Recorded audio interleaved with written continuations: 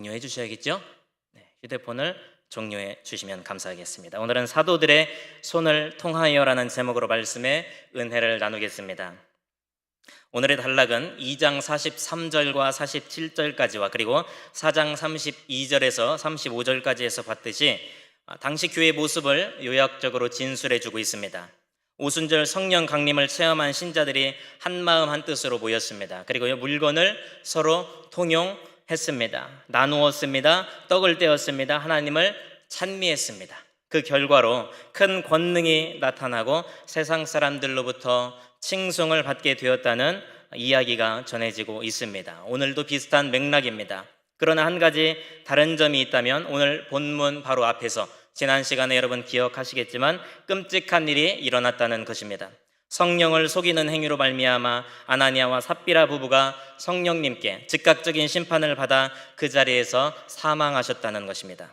이것은 단순히 물질을 바치고 안 바치고의 문제가 아닙니다. 이것이 본질이 아니라는 것입니다. 본질은 바로 이것입니다. 같은 시기에 같은 공간에 있었지만 어떤 사람들은 성령을 받아 성령이 이끌려 교회를 세워 나가고 복음의 확장에 기여한 반면에 어떤 사람들은 성령이 아닌 인간적인 탐욕에 이끌려 성령을 회방하여 비참하게 죽임을 당했다는 씁쓸한 결말이죠. 그런 냉혹한 심판을 우리에게 떠올려주고 있습니다.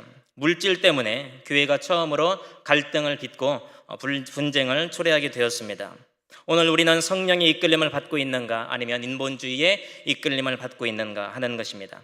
기적이라고 하면 우리 대다수가 귀신이 떠나가거나 질병에서 자유를 얻는 이런 긍정적인 반가운 소식만을 생각할 것입니다.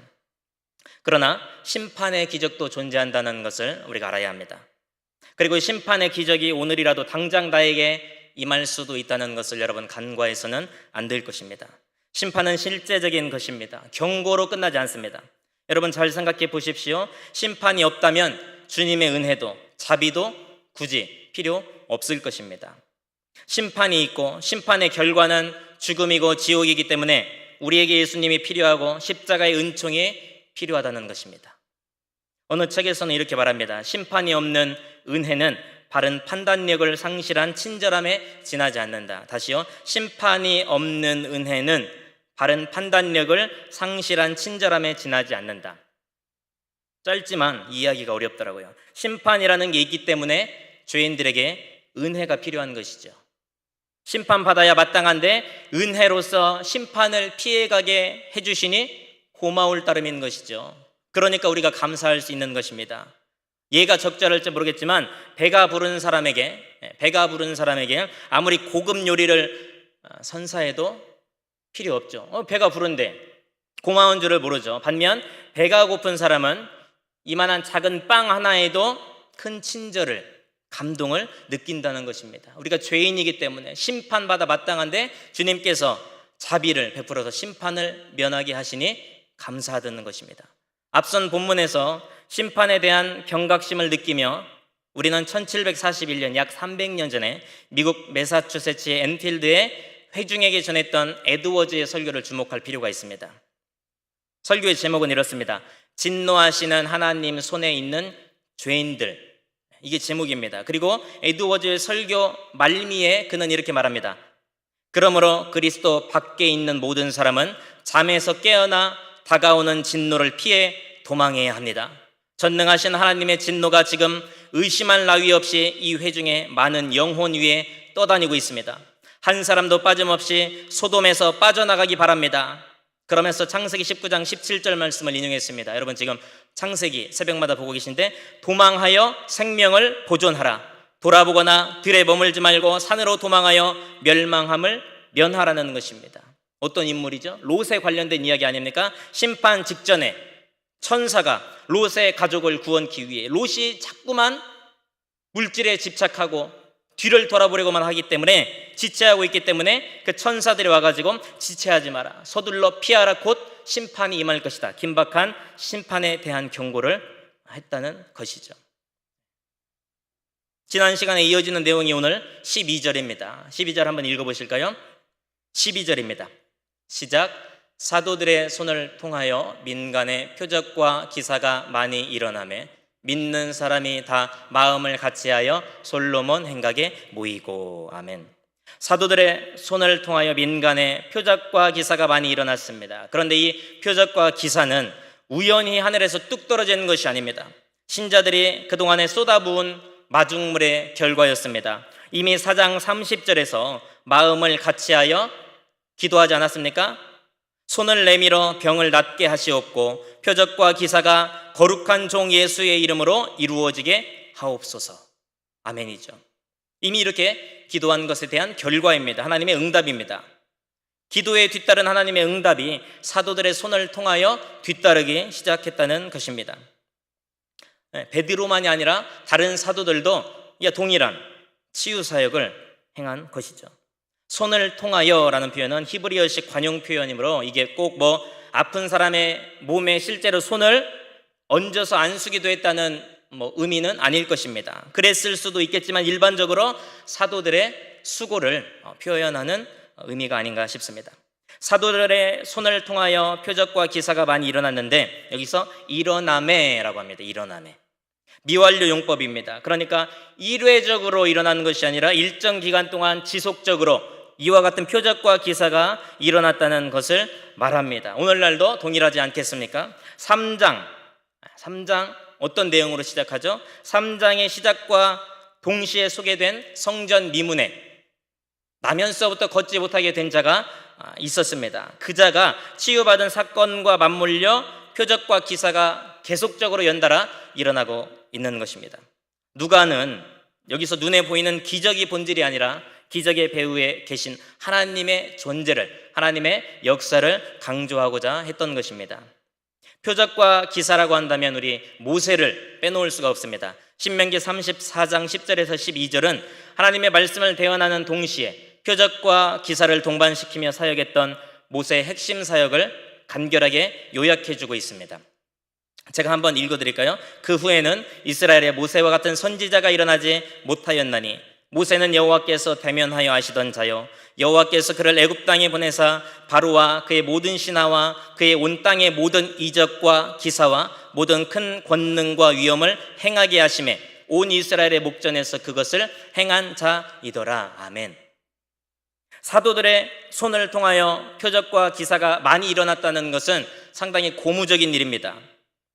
그리고 복음이 전파되는 일에 있어 날개를 달아주는 격입니다. 그런데 난감하게도 이와 같은 일들이 이스라엘의 심장부와도 같은 공공장소에서 버젓이 일어나고 있었다는 것입니다.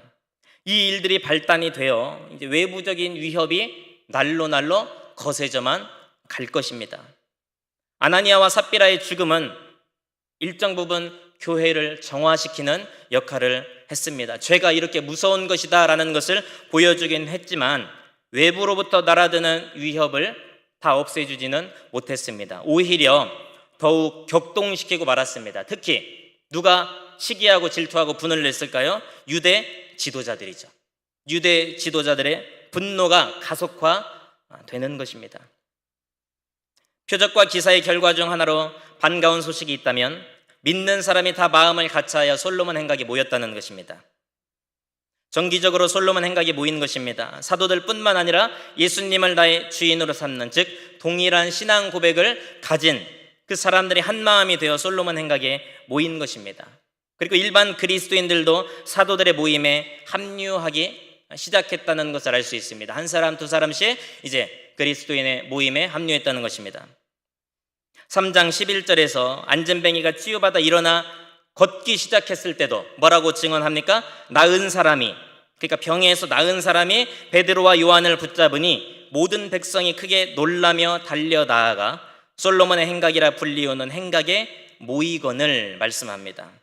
그러니까 믿는 자들에게 솔로몬 행각은 만남의 광장이었던 것입니다. 또한 솔로몬 행각은 말씀을 나누는 장소, 은혜를 도모하는 장소, 표적과 기사가 활발하게 일어나는 장소였습니다. 그런데 여기서 하나요. 모든 사람이 하나가 되기는 어려운 것 같습니다. 관심은 있는 듯 보이지만 쉽사리 모임에 합류하지 못하고 주변을 맴돌기만 하는 사람들이 꼭 있다는 것이죠. 13절 한번 읽어보실까요? 13절입니다. 13절 시작.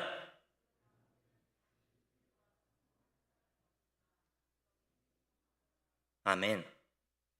믿는 사람의 상당수가 마음을 같이하여 솔로몬 행각에 모였습니다. 그런데 아닌 사람들도 있었다는 것입니다. 그 나머지가 바로 그런 사람입니다. 열렬한 믿음의 사람들과 상종하지 않았다는 말은 그 그리스도인들의 모임에 합류하지 못했다는 걸 말합니다. 하나가 되지 못했다는 걸 말합니다.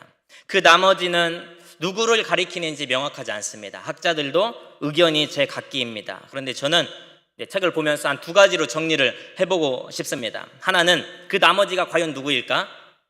하나는 예수님을 따르지 않았던 유대인들을 가리키는 것이 아닌가 하는 것이죠. 그들은 오랫동안 그리스도인들에 대한 적개심이 충천했기 때문에 진수성찬을 차려놓고 초대한다고 오겠습니까? 유대인들 절대 안 오죠.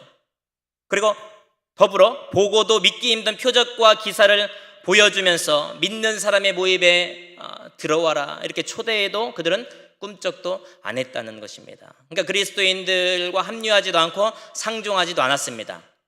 그 사람들이 바로 유대인이었다는 것이죠. 두 번째로, 만약에 그 유대인들을 가리키는 게 아니라면 이런 사람일 수도 있습니다. 나름 신앙생활을 한다고는 하는데 적당히 하는 자들의 무리라고 할 수 있습니다. 호기심도 많고요, 관심도 많아 기웃거리지만 좀처럼 열성적인 그리스도인의 모임에 참여하기에는 고민이 많은 겁니다. 계산기만 두드리면서 거리두기를 시행하고 있는 것이죠. 왜 그럴까요? 이유는 여러 가지겠죠. 어떻게 다 알겠습니까? 예를 들면 앞에 바나바가 거액의 헌금을 하지 않았습니까? 바나바가 거액을 헌금했는데 이러다 나한테도 헌금을 요구하는 거 아니야? 부담스러워지기 시작하는 거죠. 그러니까 좀처럼 열성적인 그리스도인의 모임에 합류하지 못할 수도 있고요. 또 틈만 나면 기도하라 합니다. 솔로몬 행각에 모이라고 합니다. 말씀을 나눕니다. 전도하러 가자고 하니까 귀찮은 거죠. 내 시간도 뺏기는 것 같고 나도 좀 누려야 되는데, 나도 쉬어야 되는데, 그런 부담감이 있을 수도 있고요. 또 무엇보다 최근에, 지난 시간에 앞서 말씀드렸죠. 최근에 나름 신앙생활 한다고, 믿음 생활 한다고 하는 아나니아와 삽비라 부부가 헌금을 안 한 것도 아니고 그 정도면 많이 했다고 느꼈을 수도 있어요. 그렇게 큰 죄를 범한 것 같지도 않은데 심판을 받아가지고 3시간 간격으로 남편과 아내가 다 죽고 말았던 것이죠. 근데 그걸 보면서 입질이 조금씩 오기 시작하는 거죠. 하나님이 내 생명도 언제 데려갈지 몰라. 이거 어지간히 열심히 했다가 하나님의 속을 시원하게 해드리지도 못할 것 같고, 무엇보다 그들을 믿는 사람의 모임에 쉽사리 합류하지 못하고 번민하게 만든 그 결정적인 요인이 과연 무엇이었을까요? 유대 지도자들의 날선 견제, 적대적인 시선에 있지 않았을까요? 이런 내적인 갈등과 외적인 위협이 믿는 자들과 마음을 하나로 모으지 못하게 만들었고 결국 모임에도 참여하지 못하게 만들었다는 것입니다. 유대 지도자들에게 괜히 찍혔다가는 회사에서 해고당할 수도 있고요, 추방당할 수도 있고요. 고민되는 것이죠. 오늘날도 마찬가지입니다. 말세지 말에 마귀는 더욱 극렬히 믿는 자들의 마음이 하나가 되지 못하도록 분열시키고 갈등을 조장하고 모임을 폐하도록 온갖 술수로 교회 공동체, 믿는 사람들의 공동체, 모임을 위협하고 있습니다. 그런데 신기하게도 여러분 사도행전을 쭉 보시면 박해와 이런 위험 중에도 모이기에 힘쓴 자들이 있었다는 것입니다. 힘쓰니까 교회가 계속적으로 성장해 가는 겁니다. 성장해 가는 거예요. 어딜 가나 덥지도 차지도 않고 소속감도 불분명하고 정체성도 흐리멍텅한 적당주의가 문제입니다. 이거는 교회 공동체만의 문제가 아닙니다. 세상의 조직도 회사도 마찬가지 아닙니까? 그런 사람들 반기지도 않습니다. 신뢰하지도 않습니다. 왜냐하면 언제 등을 돌리고 떠날지 모르는 사람들이니까요. 우리 중에도 믿는다고 하면서 크게 두 부류 아니겠습니까? 그리스도를 따르다가 맞닥뜨리게 될 위험이나 박해를 예상하시죠? 지금 말세기 때문에 핍박이 더욱더 거세질 것이다. 그걸 예상하면서도 그 좁은 길, 예수님 가셨던 그 가시밭길을 묵묵히 걸어가야지. 그래, 나도 주님 따라 걸어가야지. 그런 사람이 있는가 반면 만일의 사태를 대비하여 아무도 모르게 자기 혼자만 살 길을 마련해 놓고 슬슬 눈치 보면서 분위기 보면서 언제 치고 빠질지 줄타기 하는 사람 있을지 모릅니다. 다음 주부터 전자에 해당하시는 분은 이제 여기 앉으세요. 잘 몰라요. 핍박과 환란이 오기 전까지는 대체 이 사람이 어떤 마음을 가지고 교회에 나오는가 알 수 없다는 것이죠. 누가 양이고 염소인지 분간하기 어렵습니다. 다 외적으로는 양의 행색을 하고 있거든요. 이렇게 믿지 않는 유대인들과 믿기는 믿어도 심지가 연약한 사람들이 그리스도인들만을 놓고 상종하지 않고 합류하지 않고 떠나간 것입니다. 여러 이유 때문에. 그럼에도 13절 끝부분이 우리에게 뭘 밝혀줍니까? 그러나 백성이 칭송하더라. 백성이 칭송하더라. 그리스도인들을 칭송하지 않을 수 없었다는 겁니다. 사도들의 손을 통하여 일어난 표적과 기사를 뚜렷이 보았기 때문에 칭송하지 않을 수 없었습니다. 믿음이 있든 없든 사도들이 행한 일로 감명받은 건 사실이기 때문에 칭송하지 않을 수 없었다는 것입니다. 믿지 않는 사람들도 교회가 이런 선한 일을 했네? 이거는 인정해 줘야지. 이런 사람들이 있다는 것입니다. 여러분, 스포츠 경기에서도 그러지 않습니까? 예를 들어 격투기 종목에서 두 사람이 맞붙기 전에는 서로 도발하고 으르렁거리고 너는 한 주먹거리도 안 된다. 서로 싸우려고도 하고. 그런데 막상 경기를 하고 주먹을 섞고 경기를 마치면은 승패와는 상관없이요, 이기든 지든 상관없이 눈탱이 밤탱이 된 얼굴로 서로의 손을 들어주는 거 보셨습니까? 그래, 네가 승자다. 오늘 경기 정말로 위대했어. 아까 너의 발차기와 펀치는 굉장했어. 인정해 주는 거예요. 축구 경기에서도 마찬가지 아닙니까? 앙숙지간에 있지만 앙숙이에요, 적수예요. 그러나 상대편이, 예를 들어 상대편이 우리 골대에 그림 같은 골을 장렬시키면 우리 입장에서는 한 골 먹었네. 기분은 별로 좋지 않지만 굉장히 멋있게 그림 같은 골을 장렬시켰어요. 그러면 여러분 보셨습니까? 아무리 상대편이고 원수지간이지만 일어나서 상대편에게 기립 박수를 쳐주는 것을 저는 본 적이 있습니다. 기억은 안 나지만. 우리 그리스도인들이 그래야 한다는 것입니다. 말보다는 실력으로 입증해야 한다는 것입니다. 믿음의 실력, 경건과 거룩의 실력, 정직함으로 말입니다. 비록 지금 당장은 상대방이 예수님을 믿지도 않고 직장 동료들이 기독교에 대한 반감을 가진 사람이 있더라도 우리의 행실을 보고 그 사람들의 입에서 긍정적인 칭송이 나오도록 해야 한다는 것입니다. 물론 이건 억지로 할 수가 없습니다. 우리가 가식적으로 위선적으로 해도 오래 가지 못하는 것이죠. 언젠가는 탈로 나기 마련입니다. 무엇보다 정직과 순결로 참된 그리스도인이라는 것을 증명해야만 하는 것입니다. 현실과 상황에 휘둘리지 않고 처음부터 끝까지 일관성을 보여주는 그리스도인들의 모습이야말로 세상에서 구별되게 하고 교회와 그리스도인들에 대한 호감과 명성을 쌓는 일이지, 전혀 구별되지 않은 모습은 불신자를 방불케 할 뿐입니다. 오늘 여러분은 세상 속에서 구별된 그리스도인으로 사셨습니까? 아니면 세상과 짝하여 사셨습니까? 나의 삶이 불신자들을 예수님께로 인도하는 표지판의 역할을 오늘 하루 해주었습니까? 아니면 그저 멸망으로 인도하는 모습밖에 보여주지 못했습니까? 추석 때 여러분 가족 친구를 만나셨을 겁니다. 그리스도인의 모습을 보여주셨습니까? 싸우다만 오셨습니까? 14절을 한번 읽어보실까요? 14절입니다. 14절 시작. 믿고 주께로 나아오는 자가 더 많으니 남녀의 큰 무리더라. 아멘. 한국교회 이런 열매와 부흥의 새바람이 불어오기를 기도합니다. 믿고 주께로 나아오는 자가 더 많으니 남녀의 큰 무리더라. 치유사역이 본질은 아닙니다마는 많은 사람들로 하여금 복음 그리고 예수님께 집중하고 관심을 갖게 한 구심점 역할을 한 것은 사실입니다. 치유사역, 그거 무시하면 안 됩니다, 여러분. 그런데 이걸 알아야 됩니다. 여기서 나아온다라는 말은 원문을 보면 수동태 동사로 나아온다, 더해졌다는 것을 의미합니다. 언뜻 보면은 사람들이 자발적으로 예수님께로 그리고 교회로 나온 듯이 보이잖아요. 나왔다고 하니까 그렇게 보이지만 엄밀히 말하면 하나님의 역사로 믿는 자들이 더해졌다라는 의미가 됩니다. 그러니까 행동의 주체는 하나님이시라는 겁니다. 믿음을 주시는 분도 하나님이시라는 것이죠. 내 의지로는 불가능합니다. 치유사역 귀하고 소중하고 꼭 필요하지만 그것이 영혼을 살리지는 못합니다. 신앙의 지속성을 보장해 주지도 못합니다. 오직 성령님의 감동으로 사람들의 마음이 하나님께로 향하고요, 발걸음이 교회로 향하게 되었다는 것입니다. 하나님이 역사해 주셨기 때문에. 그러니까 선교는 하나님이 하신다는 말이 맞습니다. 영혼 구원은 하나님이 하신다는 그 말이 맞습니다. 15절과 16절을 한번 읽어보실까요?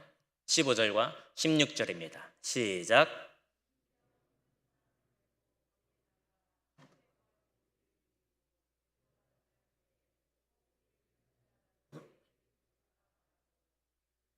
부근에 수많은 사람들도 모여 병든 사람과 더러운 귀신에게 괴로움 받는 사람을 데리고 와서 다 나음을 얻으니라. 아멘. 아직도 휴대폰 안 끄신 분이 계셔요. 전체적인 분위기는 예수님의 갈릴리 사역 초기 분위기와 유사하죠. 마가복음 1장 32절에서 34절은 이렇게 말씀합니다. 저물어 해질 때 모든 병자와 귀신 들린 자를 예수께 데려오니 온 동네가 그 문 앞에 모였더라. 예수께서 각종 병이 든 많은 사람을 고치시며 많은 귀신을 내쫓으시되 귀신이 자기를 알므로 그 말하는 것을 허락하지 아니하시니라. 아멘. 병행꾼, 또 누가복음 4장 40절에서 41절도 거의 비슷합니다. 해질 무렵에 사람들이 온갖 병자들을 데리고 나아오매 예수께서 일일이 그 위에 손을 얹으사 고치시니 여러 사람에게서 귀신들이 나가며 소리 질러 이르되 당신은 하나님의 아들이니이다. 예수께서 꾸짖으사 그들의 바람을 허락하지 아니하시니 이는 자기를 그리스도인 줄 알미러라. 아멘. 예수님의 사역과 사도들을 비롯한 신자들의 사역은 같은 것입니다. 같은 것이에요. 그러니까 우리가 잘못하면 하나님의 얼굴이 어떻게 되겠습니까? 체면이 어떻게 되겠습니까? 또 하나, 치유시에 사용된 권능의 수단으로 여기서 그림자가 언급되었습니다. 그림자. 고대 세계에서 아주 오래전에 사회적으로 인정받고 종교적으로 명망 있는 사람의 그림자에 어떤 마술적인 능력이 가미되어 있다는 그런 사고가 일반적으로 퍼져 있었다고 합니다. 그런데 우리는 그런 미신을 믿진 않잖아요. 우리는 살아계신 하나님을 믿습니다. 어쨌든 중요한 것은 그 사람들의 동기와 믿음이겠죠. 어떤 마음으로 예수께 나오는지, 오늘은 어떤 마음으로 사도들 또 믿는 자들 앞에 나오는가 하는 것입니다. 예수님께서 주목하시는 것도 바로 그것입니다. 동기와 믿음이죠. 그림자를 보노라면 마치 12해를 혈루증으로 앓던 여인이 주님의 옷자락을 만지던 효과를 연상케 합니다. 그 여인은 예수님의 옷자락에 손만 갖다 대어도 나을 것이라는 믿음이 있었습니다. 오늘 본문에서는 베드로의 그림자에만 덮여도 나을 것이라는 믿음이 있었습니다. 베드로가 손댈 필요도 없었습니다. 옷자락 잡아 당길 필요도 없었습니다. 스키야 그림자만 덮이면 되는 것입니다. 비슷한 대목이 사도행전 19장 12절에도 나옵니다. 주님은 바울의 볼품없는 손수건 하나를 가지고도 역사하셨는데 심지어 사람들이 바울의 몸에서 손수건이나 앞치마를 가져다가 병든 사람에게 얹으면 그 병이 떠나고 악귀도 나가더라. 아멘. 누가복음 7장 1절에 10절에서도 예수님은 백부장의 하인 그 종을 고치실 때에도 멀리서 말씀 한마디로 치유의 기적을 보여주시는 것입니다. 내 믿은 대로 될지어다. 역시나 우리의 시선이 손수건이나 앞치마로 향해서는 안 됩니다. 손수건이 무슨 색깔이었대요? 앞치마가 어디서 사왔대요? 그럼 그 우상 숭배가 되고 미신 숭배가 됩니다. 행동의 주체이신 하나님께만 주목해야 하는 것이죠. 그리할 때 오늘 여러분께도 동일한 기적이 일어나게 될 줄로 믿습니다. 문제는 우리에게 그런 믿음과 사모함이 없다는 것이죠. 부족하다는 거 아니겠습니까? 그 외딴 성읍과 오지의 마을에서도 병자들이 또 귀신 들린 자들이 눌린 자들이 구름대같이 몰려들지 않았겠습니까? 소망을 가지고 사도들을 찾아온 것이죠. 소문을 듣고 찾아온 것입니다. 그래도 믿져야 본전 조금의 믿음의 기대감이라도 있었을 것입니다. 그런데 오늘날 어떻습니까? 바로 옆에 교회가 있어도 어지간히 죽을 일이 안 생기고는 교회를 잘 찾지 않습니다. 예수님을 찾지 않는 것이죠. 가장 모범적인 자세는 여러분처럼 누가 시키지 않아도 내 발로 교회에 나오고 내 발로 주님께로 나오는 것입니다. 그런 자발적인 믿음, 주님께서 얼마나 기뻐하시겠습니까? 그런데 그게 불가능한 분들도 계시겠죠. 몸이 연약하신 분들. 그러면 그분들은 누구라도 붙잡고 사정을 해서라도 나 좀 태우고 가죠. 나 좀 업고 데려다줘. 교회에 데려다줘. 나 예수님께 좀 데려다줘. 일어날 수가 없다면 내 침상 좀 들어서 예수님 발 앞에 옮겨줘. 이렇게 해야 하지 않겠습니까?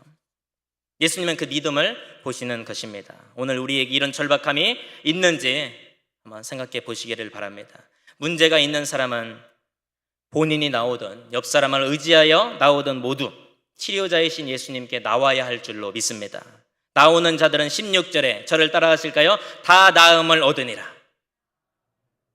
다 같이 다 나음을 얻으니라. 네, 믿으십니까? 이 말이 예수님께 나오는 일이 결코 헛되거나 예수님을 믿는 일이 결코 손해보는 일이 아니라는 것을 확실히 보여줍니다. 왜냐하면 다 나음을 얻었기 때문입니다. 마가복음 6장 56절도 아무데나 예수께서 들어가시는 지방이나 도시나 마을에서 병자를 시장에 두고 예수께 그의 옷가에라도 손을 대게 하시기를 간구하니 저를 따라 하시겠습니다. 손을 대는 자는 다 성함을 얻으니라. 아멘. 이런 역사가 나타나니까 14절처럼 오지 말라고 해도 믿고 주께로 나오는 자가 더 많아지는 것이죠. 16절 마지막으로 읽고 이제 마무리해 보려고 합니다. 16절입니다. 16절 시작. 예루살렘 부근에 수많은 사람들도 모여 병든 사람과 더러운 귀신에게 괴로움 받는 사람을 데리고 와서 다 나음을 얻으니라. 아멘. 교회의 명성이, 신자들의 영향력이 예루살렘 전역에 다 퍼지게 되는 것입니다. 오직 예수 이름에만 죄와 저주로부터 완전한 자유가 있습니다. 오직 예수 이름에만 온전한 치유가 있습니다. 오직 예수 이름에만 영원한 소망이 있는 줄로 믿습니다. 이러니 외부인들은 두려워하면서도 감동을 받고 남녀노소할 것 없이 주님께 한 사람 한 사람 더해진 것입니다. 그럼에도 끝까지 신실한 그리스도인의 무리에 합류하지 못하고 제자가 아니라 이것저것 재기만 하고 계산만 하고 구경꾼으로 주변만 맴돌다가 평생을 낭비하는 종교인들 얼마나 많이 있겠습니까? 여러분과 저는 그런 사람이 되지 않기를 바랍니다. 어떤 신자가 되기를 원하십니까? 얼굴 드러낼 때만 나타나기를 원하십니까? 담대한 그리스도인들은 신변에 다가오는 위협과 불안함에도 진정한 생명 되신 예수 그리스도를 전하는 일에 전념하고요, 그 결과 존경과 칭송이라는 반응을 불러일으키게 됩니다. 일부러 칭송을 받으려고 한 게 아닙니다. 주님의 말씀대로 성령이 시키는 대로 하다 보니까 그런 선한 영향력이 나타난 것입니다.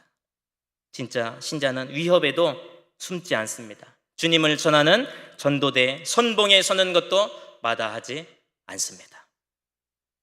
부디 저는 여러분과 제가 예수 그리스도의 참 제자가 되어 하나님께는 영광이요 이 땅에서는 세상에 선한 영향력을 흘려보내므로 나로 말미암아 믿고 주께로 나오는 자가 더 많아지게 하는 일에 귀하게 이 마지막 시대에 쓰임받게 되시기를 주님의 이름으로 축원합니다.